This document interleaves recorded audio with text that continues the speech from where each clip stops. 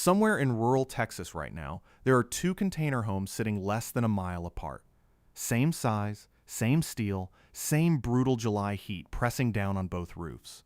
One of them runs a $400 electric bill every single month from June through September, mini splits screaming around the clock just to keep the inside livable. The other one costs the owner about $4 a month to stay cool. Not 400. 4. And the wild part is, the second house isn't running some experimental technology nobody's heard of. It's using a trick that's been sitting in plain sight since before air conditioning existed at all. Today I'm going to show you exactly what that trick is, how it works with the specific physics of a steel shipping container, what it costs to build, and where it genuinely stops working. Because I'm not going to stand here and tell you this replaces central air in every climate in America. It doesn't. But for a huge number of you watching this, it might replace 90% of your cooling bill for the rest of the time you own this house. Let's get into it. First, you need to understand why container homes get so brutally hot in the first place, because the answer to that question is also the key to the fix. Corrugated steel is an outstanding structural material and a terrible thermal one. Steel conducts heat roughly 400 times faster than wood. Point direct sun at a container roof for 6 hours, and the exterior skin temperature can climb past 150 degrees Fahrenheit, even when the air temperature outside is sitting comfortably in the 90s. Without the right insulation package, that heat doesn't stay on the outside. It marches straight through the steel and radiates into your living space, which is exactly why so many first-time container builders end up with a house that feels like an oven by 2 in the afternoon and a mini-split system working overtime just to fight physics it was never designed to win against. Most builders respond to that problem the expensive way. Bigger mini-splits, more of them, higher horsepower, and a monthly bill that reflects it. Smart builders respond to it a completely different way. They stop trying to fight the heat once it's already inside the steel. And instead, they stop it from ever getting there, using the one thing on your property that never changes temperature no matter what the sky is doing. The ground beneath your feet. Here's the physics, and it's not new. Go down 6 to 8 feet below grade almost anywhere in the continental United States, and the Earth sits in a narrow, stable temperature band, typically 55 to 65 degrees Fahrenheit, year-round. It doesn't matter if it's 105 outside in August or 20 degrees in January. 6 feet down, the ground barely moves. This is called geothermal mass equilibrium, and it's the same phenomenon that keeps root cellars cold without electricity and keeps limestone caves sitting at a near constant temperature for tens of thousands of years. The ground is a thermal battery, and it's been sitting there under your build site the entire time, completely free, waiting for someone to use it. The system that taps into that battery is called an earth tube, sometimes called an earth-air heat exchanger, and the concept is almost embarrassingly simple. You bury a run of pipe, typically 4 to 6 inch diameter HDPE or PVC, sloped slightly for drainage, 6 to 8 feet underground, running anywhere from 60 to 200 feet depending on your soil type and your target temperature drop. One end sits above ground with an intake hood and a basic filter, pulling in outside air. The other end connects into the container's ductwork, usually feeding into a small plenum near the floor. A single inline duct fan, the kind you'd use for a bathroom exhaust system, pulls outside air through that buried pipe.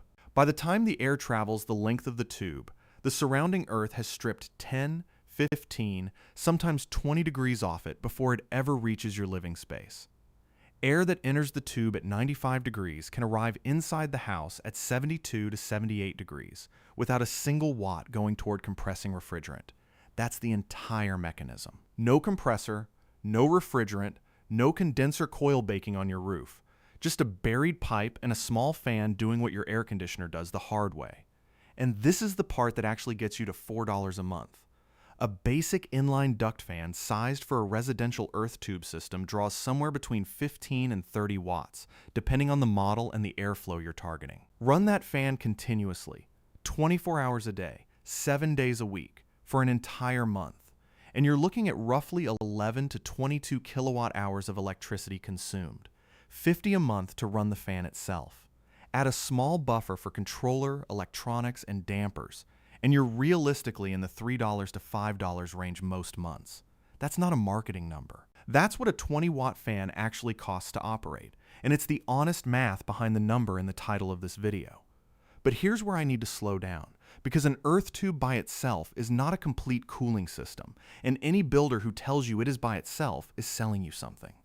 The earth tube handles pre-cooling incoming air. It does not handle the heat already radiating through your roof and walls from direct sun exposure. That's a separate problem, and it needs a separate fix, which is why the smart builds I'm talking about layer 3 additional strategies on top of the earth tube, and each one is doing a specific job. The first layer is insulation, and on a container, this is not optional in the way it might be on stick frame construction. Closed-cell spray polyurethane foam applied directly to the interior steel skin, typically at 2 to 3 inches of thickness, gets you into the R13 to R21 range depending on application, and critically, it eliminates the condensation risk that comes from humid interior air meeting cold or hot steel directly. This is the same non-negotiable insulation logic that applies to Quonset huts and any other corrugated steel structure.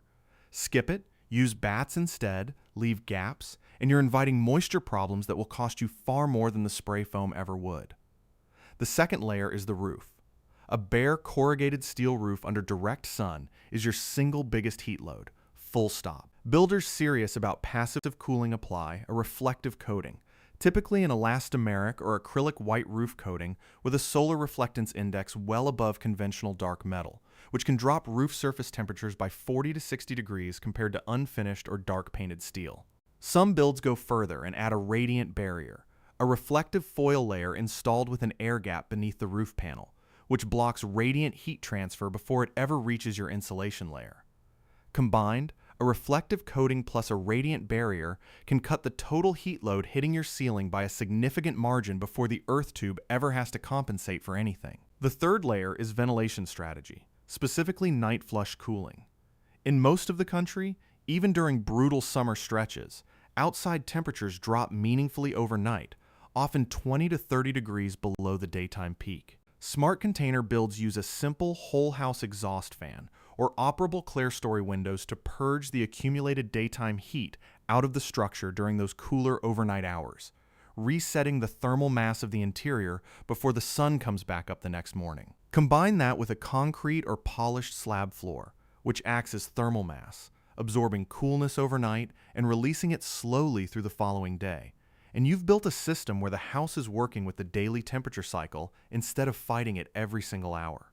Put all 4 of those pieces together, the earth tube pulling pre-cooled air, the spray foam stopping conductive heat gain, the reflective roof cutting radiant load, and night flush ventilation resetting your thermal mass daily, and you end up with a container home that in moderate to dry climates can maintain a genuinely comfortable interior temperature using only the electricity it takes to run a couple of small fans. That's where the $4 number comes from, and it's real.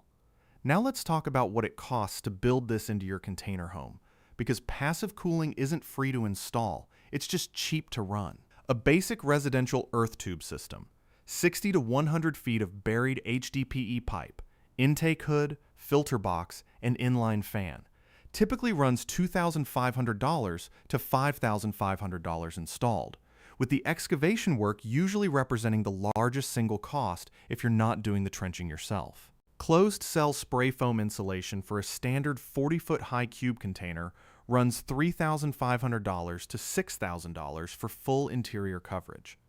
A reflective roof coating system, including surface prep, typically costs $800 to $1,800 for a single container roof, or scales up proportionally for a multi-container build.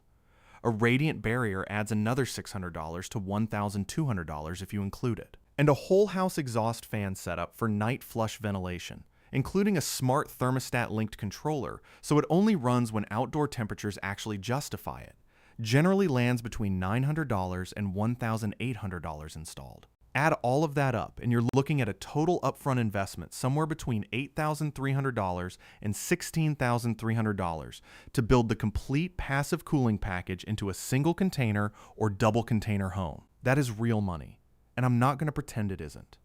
But compare it against what a builder actually spends running full mechanical cooling in a hot climate over the life of the home. A family running mini splits hard for 4 to 5 months a year in a Texas or Arizona-style climate can easily spend $300 to $500 a month during peak season, which conservatively works out to $1,500 to $2,500 a year in cooling costs alone, before you even factor in the mini-split equipment and installation cost itself, which typically runs another $4,000 to $8,000 depending on the number of zones. Run that math over a 10-year window, and the passive system pays for its own upfront cost inside of 5 to 7 years. And every year after that, it's essentially free money back in your pocket, minus a few dollars a month for the fans. Now, here's the part I promised you at the start of this video, and it's the part most creators covering this topic conveniently leave out. This system does not work the same way everywhere, and if you build in the wrong climate expecting AC level performance, you're going to be disappointed. Earth tube cooling performs best in dry to moderate humidity climates. Think the high desert Southwest, the Mountain West, much of the interior South outside of the Gulf Coast humidity belt. In genuinely humid climates, Florida, coastal Louisiana, the deep Gulf South, pulling humid outside air through a cool buried pipe can actually create condensation inside the tube itself over time, which introduces a mold and air quality risk if the system isn't designed with proper drainage and periodic UV or filtration maintenance. Builders in humid regions who use this system typically pair it with a small, dedicated dehumidifier or a backup mini-split size just for humidity control, not full cooling duty, which changes your monthly cost, but even then, it's a fraction of running full capacity air conditioning around the clock. The other honest limitation is extreme heat duration. A well-designed earth tube and thermal mass system handles sustained high heat beautifully because the ground temperature stays stable no matter how long a heat wave runs. But if you're in a region that regularly hits 110 plus degrees for weeks at a time, most builders still keep a mini split installed as backup for the handful of days when even a well-designed passive system needs mechanical help. The goal isn't necessarily eliminating air conditioning entirely. It's eliminating your dependence on it for the vast majority of the year, and only reaching for it on the worst few days, instead of running it as your default system from May through October. So who is this actually right for? If you're building in a dry or moderate climate, the desert Southwest, the Mountain West, much of Texas outside the coast, the interior Southeast away from the immediate Gulf, this system is one of the smartest investments you can make in a container home, full stop. If you're building on land with decent excavation access, meaning you're not trying to trench through solid bedrock, your installed cost stays reasonable.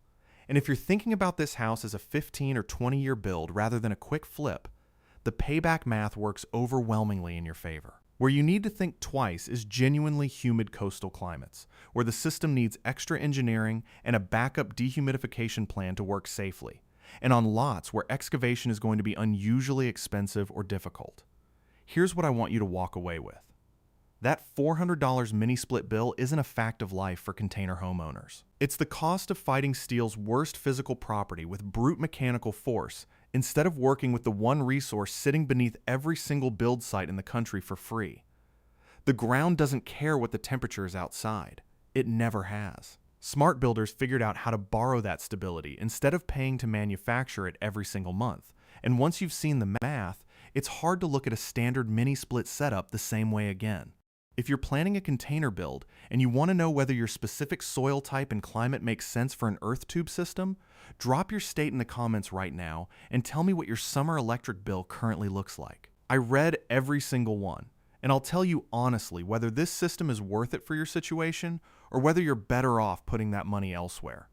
If this changed how you're thinking about your cooling budget, hit like it genuinely helps this reach more people trying to build smart instead of just building fast. And subscribe, because next week we're breaking down the exact trenching and pipe sizing specs for a DIY earth tube installation, step by step, with real contractor quotes from 3 different regions of the country. You don't want to miss that one. See you in the next video.